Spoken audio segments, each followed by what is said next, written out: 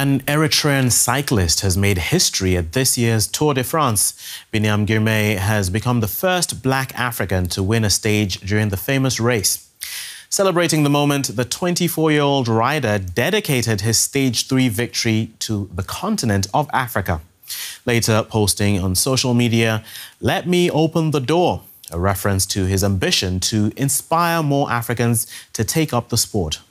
Tour de France is also a really big motivation for the local riders because, this is one of the most known race in Asmara. So I think our achievement it can help them a lot. So I'm still hoping to shine more and then to give them more motivation. David Kinjah, Kenyan cycling pioneer and former pro, joins us from Naramoru in Kenya just after a ride. Good to have you on the program with us. What's your reaction to Biniam Girmay's achievement at the Tour de France? It's more easily go like, but this is a great achievement for all of Africa. We've been waiting for so long to get somebody who can win stages for us. And, Biniam Girmay is more of a sprinter, and he can already do these things. He won the Giro d'Italia stage 2 years ago, and now the Tour de France. We need to have now our African riders winning the mountain stages because we are more of lighter and mountain people than sprinters. But this is incredible feat for Girmay.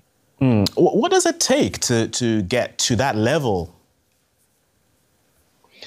It's a lot of hard work, patience, a lot of determination. You have to overcome a lot of challenges coming all the way from Africa into the heart of Europe, into the heart of the biggest challenge in cycling ever. And looking at Eritrea, such a small country that has been in war for many years. So this is the real winning of the war that has been in their land, and this is huge for Africa. Can you tell us about your experiences as a pro cyclist from Kenya, from Africa, and how the scene has changed since that time? Everything changes, and recently things changing very quickly because of the advancement of technology, obviously. I was among the first black Africans to actually go into the heart of Europe and actually get to sign a professional contract with a professional team in Italy. Back in the days, that is 2000, 2001, 2003, there were very few black Africans finding their way into the European cycling scene. I was lucky enough that I got sponsored by Shimano to ride a big mountain bike race in Australia, which was the version, basically the mountain bike version of Tour de France back in the days. That was the Crocodile Trophy in Australia. And from this event, I finished 7th overall, and I quickly got an Italian team interested in signing me in to try road, but they were not very sure that I can do road cycling. But when they realized that I was actually a road cyclist more than a mountain biker, so I ended up going to Bergamo in Italy, and I signed a 2-year contract with Index Alexia. But unfortunately, the team collapsed in the beginning of 2003 season. What were those major challenges you faced? You mentioned you did get this sort of sponsorship deal, but I'm guessing finances is usually one of the major things that would affect cyclists on the continent. How did you deal with these issues? How did you overcome them?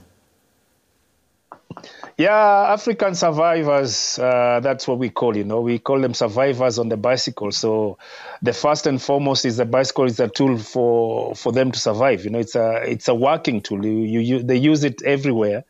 But when it comes to sports and competition-wise, then you need to oftenly update the equipment, and you have to train, and you have to ride a lot. And this means you need money, you need budgets. And this is where the challenge number one comes in. Right. And another form of leadership, you mentored the cycling legend Chris Froome. How important is this kind of mentorship on the local scene and local support in developing cycling talent in Africa? Yeah, there's a lot of groups now coming up and realizing that it is very beneficial to do the grassroots work. That is to develop young boys and girls into the sports, at an early age. We have here in Kenya now, INEOS setting up a camp in Iten, where the runners come from, and recruiting lots of youngsters to learn early. And then we have the Kenyan riders, and of course my project, the Safari Simbas, with Chris Froome on board supporting me. And we see the importance of grooming these people young. And when you look into the history of Eritrea, they had lots of this kind of grooming coming through the ages. And you see people like Biniam Girmay. These are like the third, fourth generation of efforts done in the past. So we are looking in the same way in East Africa. Right. David Kinjah, Kenyan cycling pioneer, we appreciate you taking the time to speak to us. Thank you very much. Thank you. Let's speak to Kimberly Coats, CEO of Team Africa Rising, a non-profit organization that promotes and supports cycling development in Africa. Good to have you on the program, Kimberly. You've spent years supporting cycling as a sport in Africa. Just how big is Biniam Girmay's achievement for the sport on the continent? It's huge. It's an epic moment for African cycling, and Biniam's win is all about representation, and representation matters. And he is the only Black African in the pro peloton at the Tour de France. And our kids throughout the continent see that, and they see him win, and they too believe. Right. Well, we'll get to that development stage in a bit. But just looking at that level, that top level, what are the main barriers for African cyclists when they're competing, at levels like that at the Tour de France? It begins with them as really young children having even access to a bike.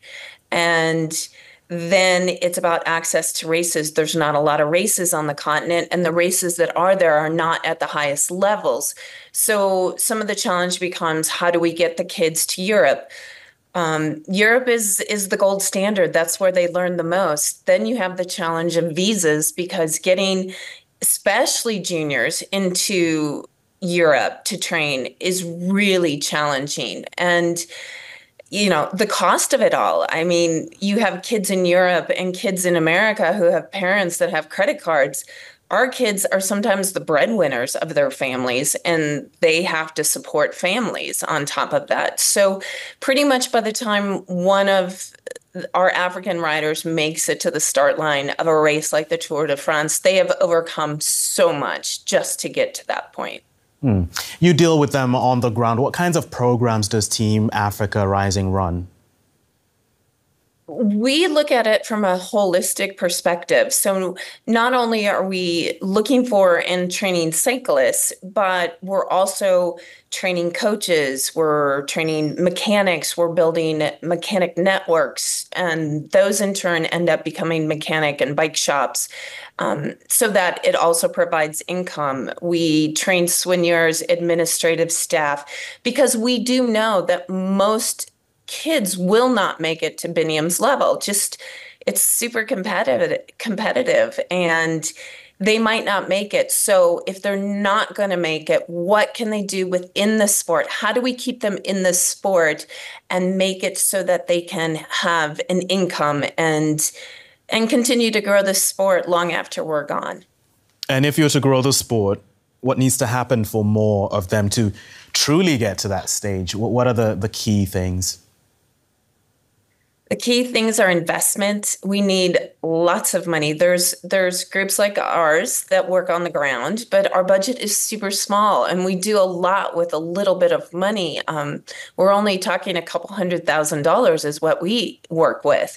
And it's a matter of collaborating with all the different groups working on the ground. It's federations, because federations are really strong on the continent. It's about federations knowing more about the sport and not succumbing to corruption that is rife throughout the sport at the federation level. And it's about we have to do something about the visa issue. That is our biggest stumbling block. I have a young woman who was signed by Kenyan Shram Wildlife in Uganda, and she can't get her visa. And it's just frustrating because she's talented, she's got the skills to make it. I have a team that wants her, and we can't get her out of Uganda. So that's our biggest challenge. Right. You've spoken about the young woman there. We've seen a Black African man have this huge achievement. What about the continent's women? What are their chances on the big stage? You know, they have the talent. The talent is there. It's getting them access to good equipment, proper training, coaching, nutrition. But then with women, you have a whole nother side of it, which is cultural. Women are not seen as the group that should be riding bikes, and generally the women get whatever is left after the men get everything. You also have cultural issues with families not understanding why a woman would want to race. In some countries, they get married super young. There's so much pressure to have children, get married, have children. And those are all things, in addition to all the challenges we have with men, that we then stack on with women. Okay. We'll be looking to see how things develop over time. Kimberly Coats, it's been great having you on the program. Kimberly Coats, CEO of Team Africa Rising. Thank you so much.